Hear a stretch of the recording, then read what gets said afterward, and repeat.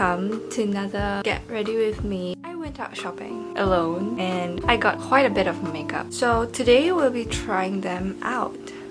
I'm not gonna lie, I tried a few of them already, but we can always try again, so that's what we're gonna do. First thing I'm gonna try is the sunscreen that I bought. Anyways, if you are looking at my face right now, I think you can tell that I've been breaking out again. I have some new pimples, and this is something that has been frustrating me for so long. It's a really long story between me and my skin, but this, it only started happening, I think, a month ago. So before that, my skin was actually doing pretty well. My skin was pretty much flawless a month before. So when I think about how good my skin was, I get really sad about how it looks now, and I don't really want to sink into the negativity, so I just kind of force myself to not think about it. But it's tough. It's really tough because I'm not seeing much progress. The breakouts are still happening. I don't see my skin doing much better, but I want to stick to this routine that I'm doing. At the same time, try to fix my sleeping schedule, because I think that might be part of the reason as well. We just see how it goes. I'll try not to think about my acne. So I'm gonna use this Clio cushion foundation that I bought. Okay, let's talk about something else. So I went out with my friends on Friday and we kind of went out, you know, had a few drinks. And I think my biggest takeaway from that day is that it's so dangerous to be drinking as a female. Like every single time I go out, go downtown and drink, I see slightly drunk men and slightly drunk women, and they're always in such different situations. The slightly drunk men are always just ooh, nobody really cares about them. But I have seen so many girls and ladies being in very dangerous situations, which is so messed up, because those things shouldn't happen to anybody under any sort of circumstances. This foundation does not match me. Look at my hands. And the worst part about it is I didn't intentionally buy this shade. I didn't walk in and decide that I want to buy a shade that's too light for me. I actually wanted to get one that is my shade. But I blame it on the sales assistant, because I was there looking at the product. I've wanted this for quite some time. And so I was just walking around, taking a look at all the shades. And then the sales assistant came up to me and she asked me, "Oh, are you looking at this foundation?" And I was like, "Yes. I'm just looking at the shades. Is this shade the darkest?" And then she was like, "Yeah, 1 is the lightest, 5 is the darkest. And then I think for you, your shade should be 02. And I was like, "Really?" Because I was trying out 04 and it matches my hand perfectly. And then she looked at me and went, "No, I think you're 02 because it looks different when you put it on the face versus on your hand." And I thought about it. She's not wrong. And I wanted to look at 02. It was very light on my hand. But she was just convincing me that 02 was my shade. And so, I decided to trust her because she's the sales assistant, right? She knows her product. And so I got 02, which is the shade I'm wearing. And then when I tried it on in the fitting room, I realized that it's not my shade. But by then, I've already bought it and I've opened it, so I couldn't return it anymore. And I'm just thinking, why did she lie to me? There was no point in her lying to me, right? Because I wanted to buy one and it doesn't matter what shade I buy. Until I realized that 02, which is the shade I bought, was clearing. They had a clearance sale for this specific shade because they had too much of it. And so they were selling it cheaper. And she was like, "Yeah, this is your shade and you're lucky because it's on sale. Let me get one for you." And I was like, "Oh yeah, sure. Wow, I'm so lucky." It's kind of my fault too, but I'm still sad about it because I could have gotten one that was my shade, and I would rather get my shade for $5 more. But whatever. This is not bad. It's still a good cushion. It goes on the skin really nicely. I am so pale that I'm reflecting light. You can see that I'm reflecting light. We're gonna try the powder. Hopefully this powder makes me less pasty. Don't know if they can do that. But this is the One Size Beauty powder. I saw someone rave about it on TikTok, so I decided to try it out because I know that many people like their loose powder, but I am not a huge fan of loose powder because they kind of fly everywhere and you like pour them out and use a powder puff and stuff like that. I'm not a huge fan of how they work, so I'm gonna try this compact.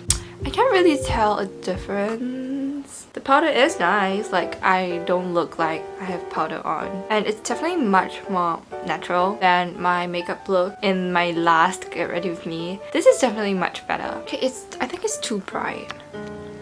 Okay, I think now it looks a bit more normal, hopefully. But I think we're done with our base.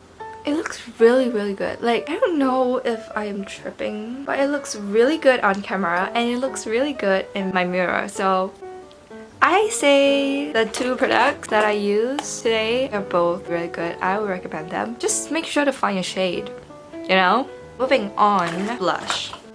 I really enjoy these type of Get Ready With Me where I talk about random stuff because I am very talkative. I think I had this conversation with a friend earlier on about how my mind has been very active these days. It's kind of weird because I am just at home, really. I don't leave my house because I'm on school break and I got fired too, so I have nothing to do other than to stay at home. Basically, I have like barely any social interaction. For some reason though, my mind has been very active and I think that contributes a little bit to my insomnia these days. Like, I'll just be like in bed thinking about life and like random people I met in the day, analyzing them and their actions and their lives. And you know how when you think too much and your mind is too active, you can't really fall asleep because you need to like empty your head when you sleep. Yeah, I couldn't empty my head when I sleep because the thought just kept rolling and they kind of snowball into more and more. And in the end, I just think about so many things that I can't empty my head and I can't sleep. So that's really a problem because I can feel it in terms of my health.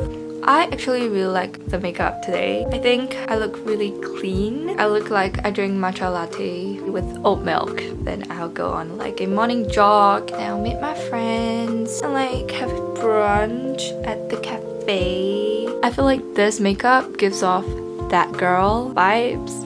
It's kind of nice. Like, it looks really cute in real life. The blush is super cute. But on the topic of clean girl aesthetic, I feel like with every single aesthetic, there is always a kind of cycle. They all go through the same thing. You know, someone started and then everyone loves it, tries to fit into the aesthetic, but then there'll be a turning point where someone talks about how it's just a product of capitalism, which honestly everything is. So like, but then everyone realizes how much they dislike the aesthetic and then everyone starts to hate on it and in the end it just disappears. I feel like it's inevitable because that's what happens with trends, right? They come and go and you can't really stop them from coming. You also can't really stop them from leaving. So it's just a natural thing. It's kind of sad to think because I think all these trends, they start off wanting to do something good. They want to influence other people to kind of live a healthier lifestyle, let's say for the clean girl aesthetic. Like, yes, it is promoting a stereotypical healthy lifestyle. And that's probably why we fall for it. Because the intention of those trends match up with what we want, so we try to become that girl so that we can achieve whatever those trends want us to achieve. But after all, it's still a trend and there will always be companies trying to profit off it, and by then I think we'll all just realize that this is not going anywhere because now we're just giving money to big hops and we try to resist and then the trend kind of slowly dies off and a new one starts. Okay, I think I'm done with my brows. They always look so bad, but I don't know how to make them better. I use a bit of this Fenty contour stick. I really want to try this. It's so pretty. Look at it. I'm like super into this color. I'm not dipping into... Oh, I should... gonna just use this to set my whole eye. So, as part of the efforts made to save my sleep schedule, I haven't been drinking coffee, so instead I'm drinking tea. I put a bit of green, but I think that it looks gray for some reason. But I do like it. I'm very bad at eyeshadow, if you can tell. It's like all over the place. You know what? We're just gonna put the glitter on the eye and call it a day. These are the two options. I think I'll go with green because I'm wearing green. Ooh. Oh, wow. This is really pretty. It's so pretty. Oh my god. This is like such a Christmas look. I love it. And like the fact that me, someone who suck at eyeshadow, can make it look this good. I'm so impressed. I'm just gonna like finish up my eyeliner and my mascara. I'll be back. We're back. I just did a light coat of mascara and I did not use waterproof mascara, so it's not like curled. I think this is the best my makeup has looked in a really long time. I am so impressed. I'm gonna use this lipstick. Let's go over this together. So I saw a Chinese beauty blogger that I really like. She's just like teaching everyone how to draw lipstick. So we're gonna try her method, which is to overline the lips like here and below with the tip of the lipstick, and then we kind of fill in the rest and blur them out.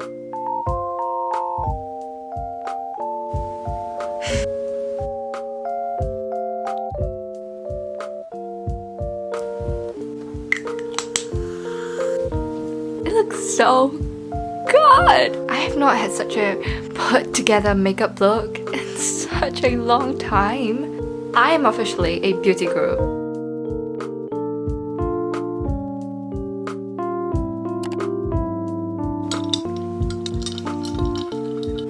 Okay, so that's all for today's video. I will see you guys next time.